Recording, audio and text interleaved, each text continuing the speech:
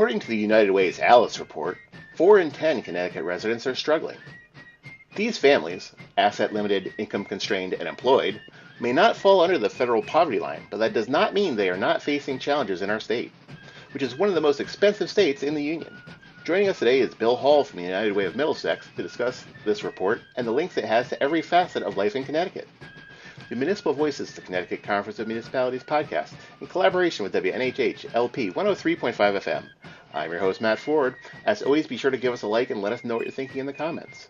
CCM's Municipal Voice podcast continues to present a key forum on important state and local issues. The views expressed do not necessarily reflect the consensus views of CCM or a member of municipal leaders. Bill, thanks for joining us this morning. Thanks for having me on. Appreciate it. So you are here from the United Way of Middlesex County, and we've had other United Way people on before, and we, like working with you guys. But can you briefly tell us about how the United Way of Middlesex, how it relates to the larger United Way and the other districts in Connecticut, and what your role is there?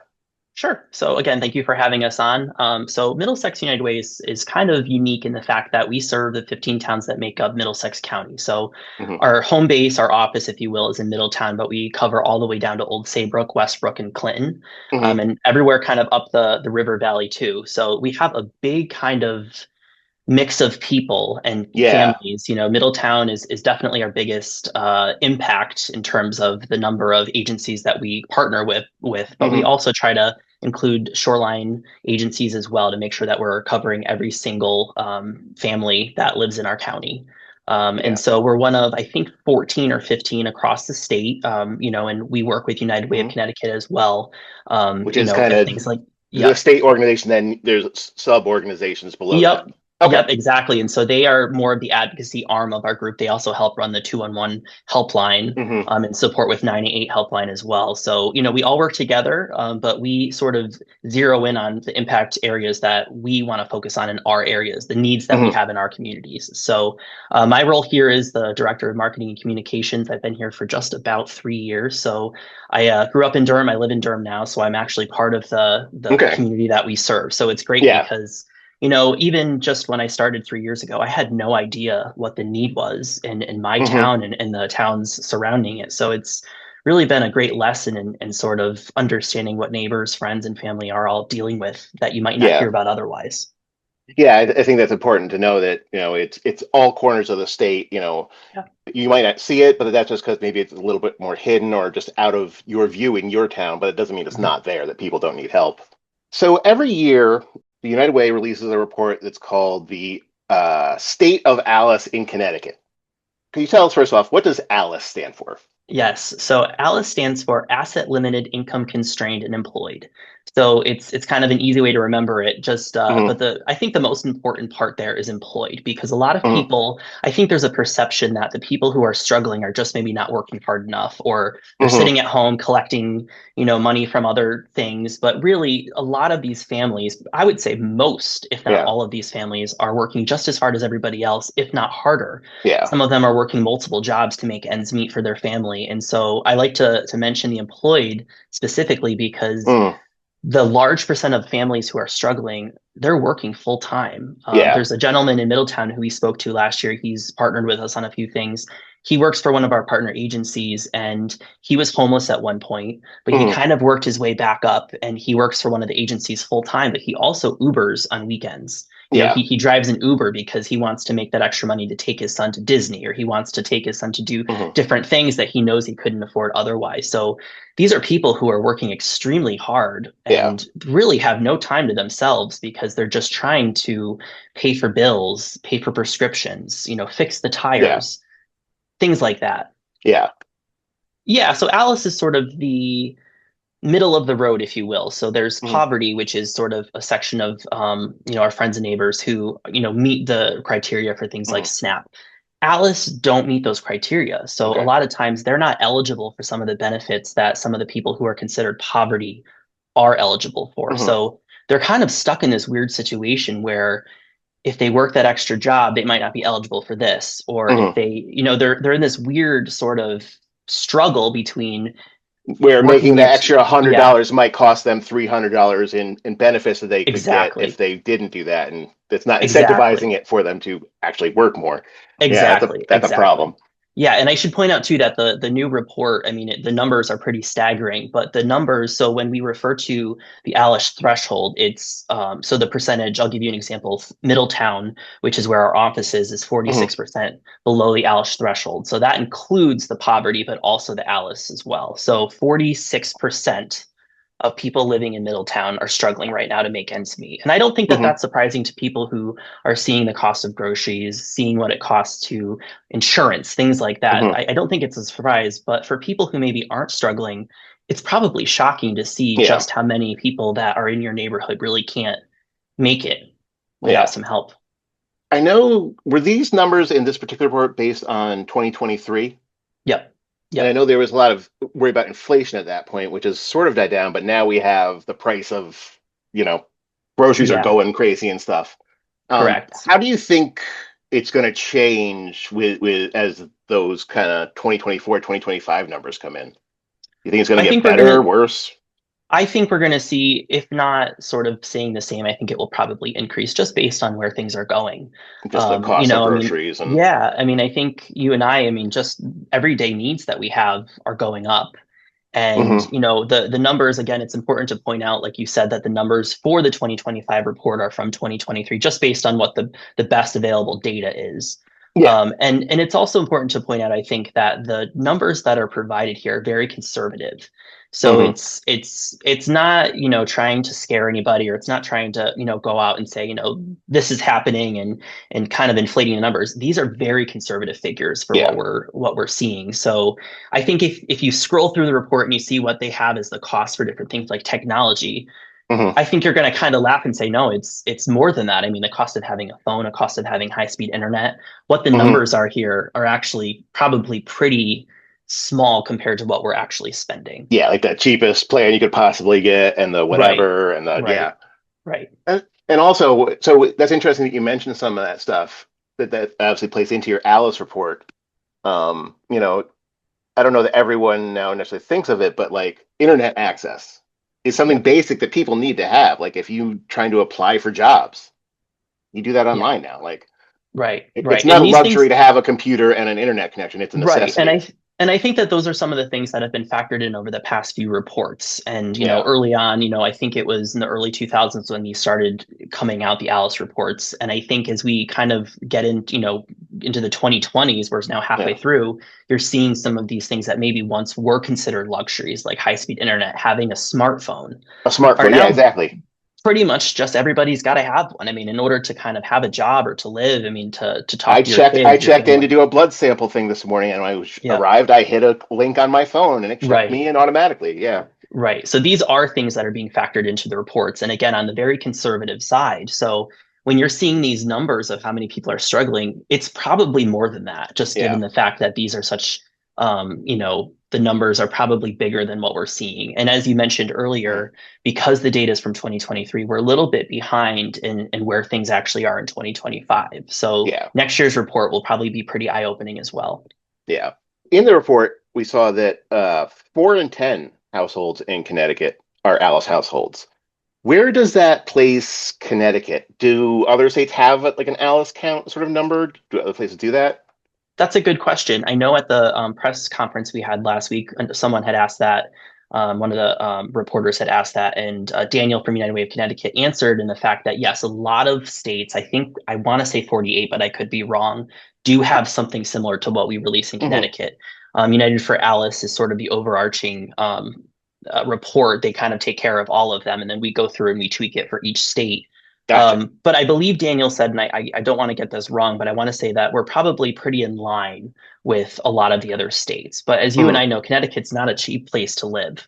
Yeah. So, when it comes to things like rent, things like groceries, people are Yeah. feeling the burden of that in Connecticut probably a little bit more than other states. Yeah. But every state has its own thing. Hmm. So, it also depends on how much help there is for people. So, Yeah. but I think overall, I think we're pretty much in line with a lot of the other states across the country. Yeah. Which is not to say that we don't, there's not something we have to fix. It's just that Yeah, everyone's having similar problems. right, right. Across Um, the board. Yeah.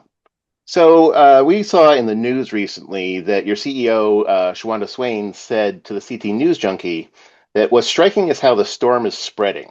For decades, people think hardship has been restricted to our cities, but today it's moving to our other suburban and rural towns as well. There are sharp increases in places like Chester and Lisbon and Easton and New Milford in the West. No corner of our state is untouched. Could you address that? Connecticut's known as a rich state. How does that work with this reality? Yeah. So one of the things that Shawana mentioned, and you just mentioned as well, is the town of Chester. So that's Hmm. one of our towns in Middlesex County. And Chester's a very nice town. If you go there, you Hmm. visit. I mean, it's got a beautiful downtown, and Very people would fit, think of classy it. restaurants, and yeah. Yes, yeah. So if you go to Chester, you're going to think of it as a wealthy community. I think that's Hmm. just pretty open and not a secret, but Yeah. there are people struggling there. And I think the when Hmm. I first saw the report for this year and I saw that 40% of Chester residents are considered below the ALIS threshold, that Hmm. surprised me because I Yeah. think Middletown's not so much of this as a surprise. A lot of, like I Hmm. said before, a lot of our funding goes to agencies in Middletown that support residents here. It's our Hmm. city in Middlesex Yeah. County. But Chester is also feeling a lot of the burden. Hmm. Westbrook down on the shoreline, that's 41%. That's a Hmm. pretty high percentage. And so families are just, I think the cost of living in these towns is higher than I think what people are getting paid in terms of the wages are not keeping up with the cost of living. But Yeah. another factor, especially in Westbrook, I spoke to one of our agency partners who supports people learning English Hmm. in when they're in Connecticut. And a lot of people that they had mentioned are people, coming in and working service jobs. So especially on the shoreline during the summer, it Hmm. fills up with people who are coming in for they Yeah. go boating or they're going to the beach. Restaurants are full. So think about the workers who are at these restaurants or, Yeah. working at these service jobs. They want to live where they work. I mean, aside from Hmm. transportation issues, why not live in Westbrook? Why not live in Old Saybrook? I mean, it's Yeah. close to where you work. It's a beautiful area. Hmm. Um, they're having trouble too. So those our neighbors who are working in the service industry, especially, maybe down in the summertime, Hmm. they're struggling. And so those account into some of these wealthier towns like Old Yeah. Saybrook. And when you talk about the Old Saybrook or Chester has some of these issues, do some of the people from those towns end up going into Middletown, let's say, to for access some of these services? Is that kind of how it works? In some Yeah. ways, yeah. I mean, I think, something like the 211 helpline, I know that's not Hmm. specific to Middlesex County, but those Yeah. types of things, if you call 211 in Old Saybrook, they can refer you to services right in your own area. I know there's a soup Hmm. pantry down there as well. So in some ways, yes, in some ways, no. I mean, Depends I'll give on you an example. what you're looking Yeah, for, the closest available exactly. So I'll might give you an be. Yeah. example. So like in Middletown, we have the Northern Middlesex YMCA and they have Hmm. childcare. So, the Middletown, Durham, Middlefield, Portland, East Hampton, those are sort of that area. But we also have Yeah. the Valley Shore Y down in the shoreline in Westbrook. So Old Hmm. Saybrook, Westbrook, Clinton, Essex, sort of, down there. But in some ways, yes. I mean, there are agencies that we work with who are maybe based in Middletown, but they also cover the entire Yeah. region. So I think we are seeing an influx of people who are reaching out for help and maybe going to other areas for it as well. Yeah. You are listening to the Municipal Voice on WNHH 103.5 FM. You mentioned just now 211. And I know when I was reading that article in the News Junkie, there was a call to fully fund 211. Can you tell us a little bit about 211 and why it's a crucial piece of helping those Alice families? Yeah. 211 is just tremendous. And to be honest, I didn't really know about it before I started here. And I think that there also needs to be a push to just make it known that there is help available wherever you Hmm. are in the state. And it's not just a helpline where you have to call in. You can also go online and get help too. Hmm. So I think the most important part of 211 when we talk about 211 is the fact that when you call in, they are fully trained professionals there to help Hmm. you. So it's not just someone picking up the phone and saying, what do you want? It's Yeah. someone who is trained specifically to not only get you where you need to go, but they are there and they know what you're dealing with. They're trained They know that specifically. the people that are calling need help. And Yeah, right. yeah, Right. exactly. And, Yeah. to the point of the fact that more people need help more now than ever, Hmm. there are a lot of people calling who are like just exasperated, thinking, I never thought I'd have to call this number. Yeah. And almost embarrassed, which is so sad because there's no Hmm. need to be embarrassed. It's so hard to make it these days. So these people that the call specialists are tremendous in the fact that Hmm. they listen to you. They're not there to just get as many calls as they can throughout the day and hit a quota or something. They're there to Hmm. really help you. So, sometimes there are longer lines, wait times, because Hmm. when you do get somebody, they want to hear your story, they want to know what you need help, and they want to get you that help. Yeah. So a lot of times they can connect you to, say you're in Clinton, they can help Hmm. connect you to the best resources close to where you are. So Yeah. if you don't have resources to get to, say, Middletown, or if you can't get to Yeah. Hartford or whatever, they'll connect you to the best possible Yeah. help that you can get in your community. Yeah. They're the experts, and they can help Right, things you right. might not even have thought of, avenues to Exactly. help you out. Yeah. Exactly. And 211 always makes headlines in the news when it's hot and there's cooling centers, or in the cold when it's Mm-hmm. warming centers. But it Yeah. really does so much more than that. I But mean, it's year round. right, in Middlesex County, in the past 12 months, almost 14,000 calls, or I should say requests, because it's both Hmm. online and phone calls, came Hmm. in for Middlesex County alone. And I Yeah. want to say, I could be wrong here, but I want to say over 8,000 of those calls are from Middletown alone. Hmm. So, if you look at the statewide level, just the amount of people that are being helped is Hmm. tremendous. And so it's important that 211 gets the support from the state and from Hmm. wherever it can get funding to ensure that it can help as many people as possible as the need grows. Yeah. So I think we all can figure out what the phone number is for 211, but is the website just as obvious? Yes, let me just, I don't want to give you the wrong information, but I believe it's CT. Let's see, 211 CT. Yeah, so it's 211ct.org. I wanted to make sure That's because we easy have enough. a Yep. we have a kind of a behind the scenes one that shows us all the data, and I didn't want to get it confused. So yeah, just That 211ct.org is the is where people should website you look can go to. for to find out about how they could get Correct. help. Or now, is there information there? Is there any opportunities within 211 for volunteer work or related perhaps programs? Yeah, so, and I can speak specifically to us at United Way. Yeah. We have a lot of volunteer opportunities. Well, I don't know for sure about 211, so I don't want to give you the wrong Okay. information in terms of volunteer opportunities. But But there is with the United Way. yes, Okay. absolutely. And that's one of our kind of big impact areas, is getting volunteers and then finding where those volunteers can best serve. So we Hmm. work with, like we're here in Middletown, we work with Liberty Bank, we work with Wesleyan, big companies, and other agencies Hmm. across the state. And so what we do is we work with, like recently we did a volunteer opportunity with Columbus House in Middletown. Hmm. We did one with Oddfellows Playhouse in Middletown. So if they have a need for, say, painting the hallway or Hmm. getting rid of some of the weeds in the yard of one of the tenants that live there, we'll work with not only our team, like we're out there too, but we'll Hmm. ask some of our workplace campaign partners, so the big Liberty Banks of the world, Webster Yeah. Banks, big corporations, to do like a volunteer day. But we Yeah. also ask individuals as well. So we have a form Yeah. on our website. If you're interested in volunteering and helping out, you just want to do something for the community, we can help connect you to that. So people that need help, people that want to help can Yeah, all turn to exactly. Exactly. that's great. And it sounds like sometimes you're kind of playing matchmaker between some of the organizations that need the assistance and some of the groups, organizations, corporations that are looking to help in any way they Exactly. can. You're kind of matchmaking. Exactly. That's really That's a good way cool. to put it. I like that matchmaking. And we do that as well between the funded partners. So this past year, we gave out $300,000 in community impact grants to just Hmm. about 24 agencies. And so, that's sort of the headline, if you will, Hmm. $300,000. It's a huge number. We're so proud of Hmm. that. But one of the things that we also do that isn't related to money is we connect these agencies together as well. So in the springtime, our director of community impact, Brian, hosted a meeting of all of our community partners and allowed Hmm. them to network.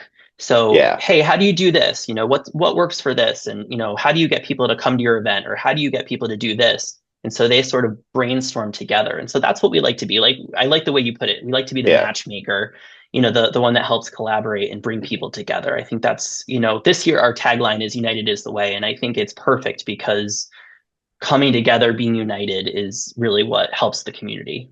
Yeah.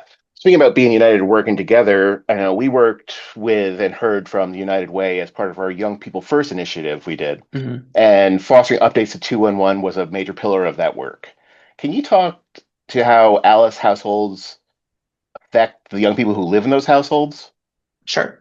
Sure. So I think, the biggest point from this new report, and really reports before that, is just the extremely how difficult it is for people to afford childcare. Mm, Childcare is more expensive, according to this report, than housing for a family of four. And so yeah. just, to take a moment and think about that it costs family more to have childcare when they're working than it does to Mm, actually pay the rent or pay the mortgage. mhm, And so I think families are feeling the pinch because number one, it's choosing, okay, do I take this other job or is it cheaper for me to stay home, not have that job and be there with the kids? yeah. So, childcare, I think, is just a huge issue at this point. The Mhm, good news is there's a lot of agencies that are really working hard to help with that. So yeah. in Middletown, the Middletown Police Department recently sort of started but expanded their Middletown Police Activity League. So that's Mhm, something that Middletown kids can do in the summer. They also have programs throughout the year. yeah. They're one of our funded partners, but just seeing what they can do for families. Not to Mhm, mention, the incredible relationships it builds with police officers and kids in the yeah. community who might otherwise be afraid of the cops. Yeah. We went to their grand opening last year and just seeing the kids playing games and really interacting with the officers and with the police department leadership was pretty incredible. Yeah. And we were at an event this spring, and the police officers were kind of making the rounds, and they had I want to say a young teen, maybe not quite a teen yet, walking around with them. And one of Mhm, the officers had said, "Oh, he just likes to hang out with us." And yeah. I thought that just speaks volumes about what they're doing in the community. Yeah. And, if they can go do that during the day in the summertime, Mhm, that relieves the parents of having to find childcare. But it yeah. also lets the kids have fun. Mhm. Oddfellows Yeah, it's a Playhouse really is cool another one. program. It is, and I know police departments across the state and across the Yeah, country do our it. And one of our former presidents, Mayor O'Leary from Waterbury, yep, no longer the yep, former mayor, he was a big supporter of the PAL in Waterbury right, and the whole program. And it looks really great. It looked like the right. kids really enjoyed it. Right. And so that's a newer one, but Oddfellows Playhouse is Hmm. another one that's been around for decades. They celebrated 50 years in the community in Middletown this year. I attended their children's circus, which is Hmm. just an awesome event. That's another one that I Hmm. think not only do the kids have a great time, it builds confidence. Hmm. Children receive meals when they're there. Hmm. So, if a family is struggling to put food on the table, and the kid goes to camp in the summertime, they're getting Hmm. meals. They're not stressing about feeding their kids during Hmm. the day. And I know So that. that Mhm. camp that you refer to is that for underprivileged families? Is it subsidized? Is it free for them? How does that work? I don't want to speak specifically to the cost just because I don't want to get Mhm. it wrong, but I do Yeah. know when I spoke to Dick Wheeler, who is, the executive artistic director of Oddfellows, Hmm. he sort of stressed the point that while they bring in everybody for the Hmm. camp, it's open to everybody. They specifically go into areas, low income areas in our Hmm. community in Middletown, where families who might not be able to afford it, the kids can go. Yeah. And again, I don't want to speak to the specifics because I don't want to get it wrong, but I Oh do yeah, know that certainly. there is support for Hmm. that. And again, he had mentioned, they're getting lunch, they're getting snacks, they're getting things Yeah. that help alleviate parents from having to feel stressed about putting food on the table and finding childcare for them. Yeah. And I will tell you from attending the circus, I mean, it was not only fun for the audience, and I don't Hmm. have kids in it, but to see the families there having a great time and to see the kids really enjoying themselves and being proud of what they spent their summer Yeah. putting together is just amazing. So those are just a small fraction of what's being done to help Hmm. alleviate some of the issues. I know the Y has a great camp in Portland. They Hmm. also do Kids Corner. So there's just so many different things that are there to support families in our area specifically. That's really great. Um, so looking at this report, there's a lot of scary numbers in there, and that's great. Do you think there's a silver lining? Do you see, any relief on the horizon, or do you see more of a financial storm, as some people have said is on the horizon? Yeah, I think both. I think, as Shawanda said during the press conference last week, Shawanda, our president and CEO, Hmm. the storm's already here. I mean, I think for people, they may see it as, oh, it's coming, it's coming. It's already here. 40% of our families in Connecticut are already struggling to make ends meet. Yeah. So people are already feeling the burden and feeling just so stressed about what they're going to do, living paycheck to paycheck, worrying about whether they, can get their prescription or if they have to spend that money on something else for the family. I think if there's a silver lining here, it's awareness. I think it's not only just the incredible agencies across our state and specifically Middlesex County who are already working really hard all the time to, support these families, which I think is just incredible. I mean, just going out and seeing what some of our partners do. But I think it's just awareness overall and making people aware of the issues that their neighbors, their friends, and a lot of times their family, who they may not even realize are struggling with. So, the press conference was meant for obviously getting the word out, but I think things like this are perfect because it allows people who might not otherwise know about what they're dealing with in their towns can see and hopefully support. I think there has to be some fundamental changes in how we do things, across the country and in Connecticut in order to support these families. But I think the silver lining here is just the fact that there are agencies that are here to help. 211, like we mentioned, is just an extremely important support. Food pantries across our state. Middletown, we have St. Vincent de Paul. I know they have other locations as well. They're seeing an increase in families who, again, never thought they'd be there. Yeah. But there's no reason to be embarrassed. We're all struggling. So many people are struggling. Don't let it feel like don't be ashamed of it because it's something that we're all dealing with across the country. And I think, like I said, awareness, just letting people know that there is help available and that they're not alone in this. And just talking about the report a little bit more, is it available for the public to look at? Is it published somewhere? Absolutely. It's available. It's long, so I mean, it's definitely there are it takes some time to read. Might not be for everybody that might just want to watch the show and get the headlines. But for someone that's interested or studies this, absolutely. It's so it's available. I have it on our website. I know United Way of Connecticut also has it published as well. So if you go to middlesexunitedway.org, we have it right on our main page. You can click it. You can read the full report. Just spelled out middlesexunitedway.org. Correct. And we just updated our website. So hopefully it's very easy to find and very easy to read. We also have a little bit more specific information on our website for Middlesex County. So if you're a first selectman or you're a town leader, superintendent wanting to know about your specific town, we do have all 15 towns laid out on our website where you can go specifically to your town and see not only what the ALICE numbers are, what the 211 numbers are, and what agencies we work with to make the most of an impact. Yeah, and you mentioned that just now, we've talked about agencies and that stuff, but how important is it to you to work with the town leaders in your area? I think it's extremely important for a number of reasons. I think, first of all, just so that they're aware of what we're seeing. And I know that they are aware, but maybe working together to figure out what can we do to work together to solve these issues. Should we do a backpack drive for in the late summer? We do a toy drive every year. And, a lot of it does go to Middletown because that's our biggest need. But, if someone from a different town reached out and said, hey, we've got some families that are struggling, would you support us in doing a toy drive? Help us we absolutely would. Yeah. And so I think that we can kind of help each other out.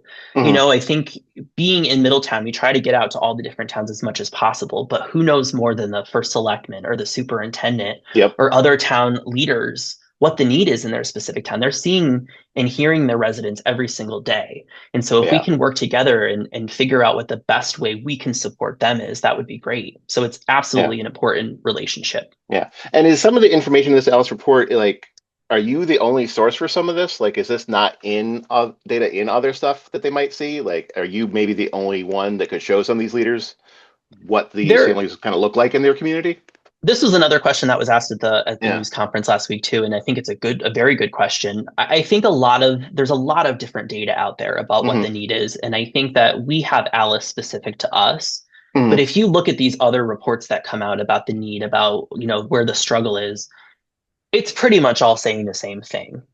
We may spell it out different ways of getting to the same conclusion. Right. But I did speak to one of our partner agencies on the shoreline who actually attended the news conference last week because they said we use that data all the time for grant when they're writing grants, they use Alice Mm. data because it's such a clear-cut way of showing what the need is in their Yeah. community. So I think Alice is really helpful for a lot of different reasons because it kind of clearly shows what Hmm. the need is and kind of what we're doing to help and where we can kind of move to help.